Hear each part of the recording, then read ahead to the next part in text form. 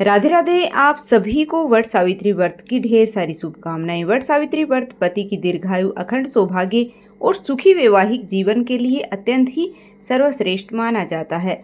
इस दिन सुहागिन महिलाएं बरकत के पेड़ की पूजा करके देवी सावित्री और सत्यवान की कथा सुनती हैं।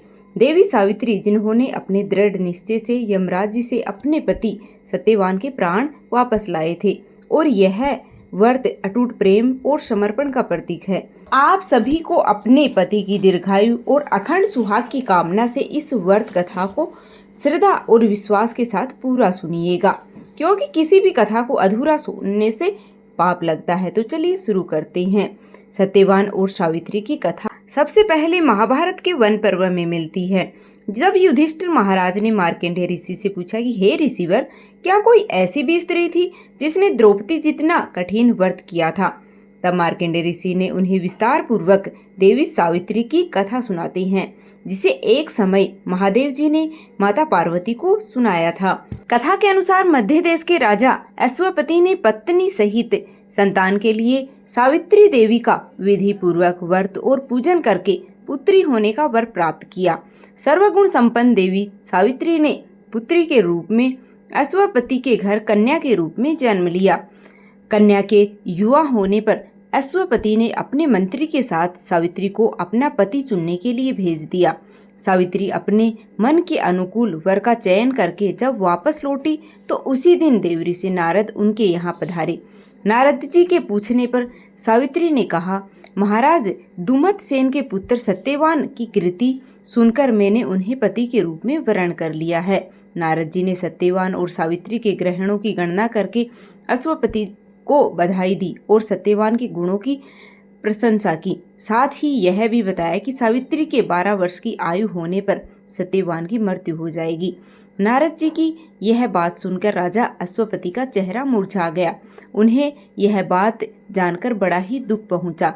तब उन्होंने अपनी पुत्री सावित्री से किसी अन्य को अपना पति चुनने की सलाह दी, किंतु सावित्री ने उत्तर दिया कि पिताजी, आर्य कन्या होने के नाते जब मैं सत्यवान का वरण कर चुकी हूँ तो अब वे चाहे अल्पायु हो या दीर्घायु, मैं किसी अन्य को अपने हृदय में स्थान नहीं दे सकती हूँ।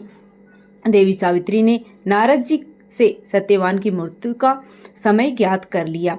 कुछ समय के बाद सत्यवान और सावित्री का विवाह हो गया। अब सावित्री अपने सास ससुर और पति के साथ जंगल में रहने लगी। नारद जी द्वारा बताए हुए 3 दिन पहले ही सत्यवान की पत्नी सावित्री ने उपवास करना शुरू कर दिया। नारद जी द्वारा निश्चित तिथि को जब सत्यवान लकड़ी काटने के लिए वन में चले तो सास ससुर से आज्ञा लेकर के और सावित्री भी सत्यवान के साथ साथ चल पड़ी। सत्यवान वन में पहुंचकर लकड़ी काटने के लिए वृक्ष पर चढ़े। वृक्ष पर चढ़ने के बाद उनके सिर में भयंकर पीड़ा होने लगी। सत्यवान पेड़ से नीचे उतरे और सावित्री उन्हें वट पेड़ के नीचे लिटा करके उनका सिर गोद में रख लिया। सावित्री समझ गई कि अब उनके पति की मृत्यु का समय नजदीक आ पहुंचा, किंतु वे बिल्कुल भी विचलित नहीं हुई। देखते ही देखते यमराज जी ने ब्रह्मा जी के विधान की रूपरेखा को सावित्री के सामने स्पष्ट किया और सत्यवान के प्राणों को लेकर चल पड़े। कहीं कहीं पर कुछ कथाओं में ऐसा भी उल्लेख मिलता है कि वट वृक्ष के नीचे लेटे हुए सत्यवान को सांप ने डस लिया था। सावित्री सत्यवान को वटवृक्ष के ही नीचे लिटाकर यमराज के पीछे पीछे चल पड़ी। पीछे आती हुई सावित्री को यमराज ने वापस लौटकर जाने का आदेश दिया, किंतु देवी सावित्री ने विनम्रता पूर्वक कहा कि महाराज, जहाँ पति जाते हैं वहीं पत्नी को जाना चाहिए, यही धर्म है और यही मर्यादा है। ऐसा कहकर सावित्री यमराज के पीछे पीछे चलने लगी। सावित्री की निष्ठा से प्रसन्न होकर यमराज जी बोले कि पति के प्राणों के अलावा कुछ भी मांग लो। सावित्री ने यमराज से अपने सास ससुर की आंखों की ज्योति और दीर्घायु मांगी। यमराज तथास्तु कहकर आगे बढ़ गई। सावित्री फिर यमराज जी का पीछा करती हुई उनके पीछे पीछे चलती रही। यमराज जी ने पीछे आती सावित्री को फिर वापस लौट जाने का आग्रह किया तो सावित्री बोली कि प्रभु, पति के बिना नारी के जीवन की कोई सार्थकता नहीं होती।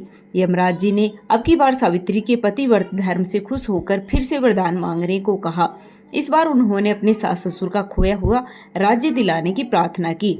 तब तथास्तु कहकर यमराज फिर से आगे चल पड़े। सावित्री अब भी यमराज जी के पीछे पीछे चलती रही। इस बार सावित्री ने यमराज जी से 100 पुत्रों की मां बनने का वरदान मांगा। पहले की तरह ही तथास्तु कहकर जैसे ही यमराज जी आगे बढ़े, सावित्री हाथ जोड़कर खड़ी हो गई और कहने लगी, प्रभु अभी अभी आपने 100 पुत्रों की मां होने का आशीर्वाद दिया है, किंतु पति के बिना मैं मां किस प्रकार बन सकती हूँ। अपना यह तीसरा वरदान पूरा कीजिए। तब सावित्री के धर्म निष्ठा, ज्ञान, विवेक और पतिव्रत धर्म की बात जानकर यमराज जी ने सत्यवान के प्राणों को अपने पास से स्वतंत्र कर दिया।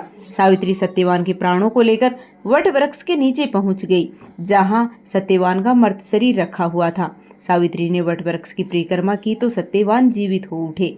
तब सावित्री अपने पति सत्यवान के साथ अपने सास ससुर के पास पहुंची तो उन्हें नेत्र ज्योति मिल गई थी। इसके बाद उनका खोया हुआ राज्य भी उन्हें मिल गया। आगे चलकर सावित्री 100 पुत्रों की मां बनी।